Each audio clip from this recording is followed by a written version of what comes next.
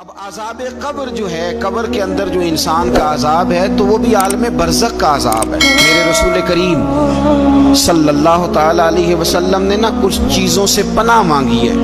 خود حضور نے، رسول کریم علیہ الصلوۃ والسلام نے پناہ مانگی۔ حضور فرمانے لگے، اے اللہ مجھے کنجوسی سے، بخیلی سے پناہ عطا فرما۔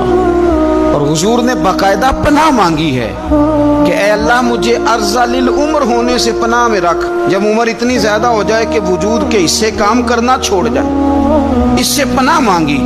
اور خود میرے نبی پاک علیہ السلام نے قبر کے عذاب سے پناہ مانگی۔ یہ تعلیم امت کے لیے کہ تم بھی پناہ مانگو عذاب قبر سے۔ قبر کا عذاب برحق ہے۔ قبر کے لیے تیاری کر کے رکھنا، اپنی قبر کو یاد رکھنا، مر جانے کو یاد رکھنا۔ حضرت سعد بن معاذ رضی اللہ تعالیٰ عنہ کا جب جنازہ تھا تو صحابہ کرام فرماتے ہیں کہ حضور نے نماز جنازہ کی امامت فرمائی تو قبر کے تیار ہونے میں کچھ دیر تھی، تو رسول کریم صلی اللہ علیہ وسلم زمین پر بیٹھ گئے اور ایک لکڑی سے حضور زمین کوریدنے لگے۔ ہم وہ انتظار تھے کہ اللہ کے رسول صلی اللہ علیہ وسلم سر مبارک اٹھائیں، ہمیں کو نصیحت کریں۔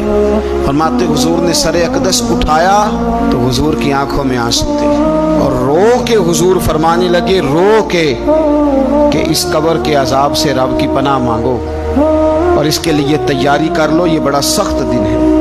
رو کے حضور نے فرمایا، رو کے۔ آج تو لوگ مذاق بناتے ہیں، کچھ فقیر صوفی درویش کہلانے والے بھی، وہ کہتے ہیں جو مولوی بتا رہے ہیں نا قبر میں بچھو ہوں گے، سانپ ہوں گے، یہ تو مولوی اپنی قبر بتا رہا ہے، ہمارا اس سے کیا لینا دینا ہے۔ خدا سے ڈریں۔ وہ چیزیں جو احادیث مبارکہ میں آ گئیں، جس سے نبی پاک نے ہمیں ڈرایا، ہمیں سمجھایا، آپ اس تنبیہ کو، اس نصیحت کو آپ اس رنگ میں لیں گے کہ مذاق بنایا جائے گا دین کا، بجائے اس کے کہ اس سے ڈرا جائے۔ حضرت سیدنا براء بن عازب رضی اللہ تعالیٰ عنہ ارشاد فرماتے ہیں کہ میں نے نبی پاک صلی اللہ تعالیٰ علیہ وآلہ وسلم سے خود اس بات کو سنا ہے۔ خود رسول کریم صلی اللہ علیہ وسلم نے فرمایا۔ حضرت زید بن ثابت رضی اللہ تعالیٰ عنہ بھی اس بات کے راوی ہیں، فرماتے ہم جا رہے تھے تو 5-6 قبریں تھیں، تو حضور نے فرمایا کن کی قبریں؟ ہم نے عرض کی یا رسول اللہ صلی اللہ علیہ وسلم یہ کافروں کی قبریں، یہ صحیح مسلم میں حدیث موجود ہے، کفار کی قبریں۔ تو اللہ کے رسول صلی اللہ علیہ وسلم فرمانے لگے، ذرا حدیث کے لفظوں پہ غور کرنا، حضور فرمانے لگے اگر مجھے ڈر نہ ہوتا کہ تم اپنے مردوں کو دفن کرنا چھوڑ دو گے، اگر مجھے اس بات کا ڈر نہ ہوتا کہ تم اپنے لوگوں کو، مرنے والوں کو قبروں میں دفن کرنا چھوڑ دو گے، اگر یہ مجھے ڈر نہ ہوتا تو میں سناتا کہ قبر کے اندر کس طرح عذاب ہوتا ہے۔ تمہیں دنیا میں رہ کے میں سناتا، پر ڈر ہے کہ کہیں تم اپنے مرنے والوں کو قبروں میں دفن کرنا چھوڑ ہی نہ دو، اس لیے میں تمہیں یہ بات نہیں بتاتا۔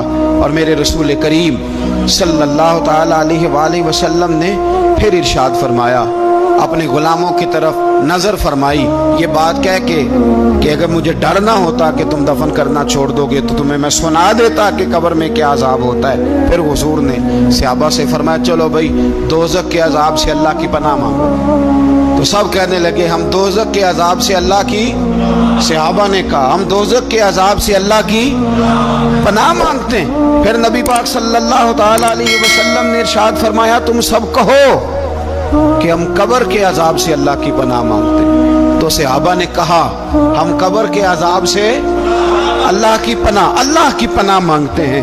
پھر میرے رسول پاک علیہ الصلوۃ والسلام نے فرمایا تم کہو، سارے یہ کہو کہ ہم ظاہری اور باطنی فتنوں سے اللہ کی پناہ مانگتے ہیں۔ تو صحابہ نے کہا کہ ہم ظاہری اور باطنی فتنوں سے اللہ کی پناہ مانگتے ہیں۔ پھر میرے محبوب علیہ السلام نے فرمایا تم کہو کہ ہم دجال کے فتنے سے اللہ کی پناہ مانگتے ہیں۔ تو صحابہ کرام نے کہا کہ اے اللہ ہم دجال کے فتنے سے تیری پناہ مانگتے، تیری پناہ میں آتے ہیں۔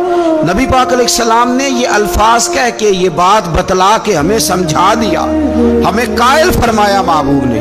یاد رکھنا، اس بات کو اچھی طرح سمجھ لینا کہ اگر مجھے ڈر نہ ہوتا کہ تم اپنے مردوں کو دفن کرنا چھوڑ دو گے تو تمہیں بتلا دیتا کہ قبر میں کتنا سخت عذاب ہوتا ہے۔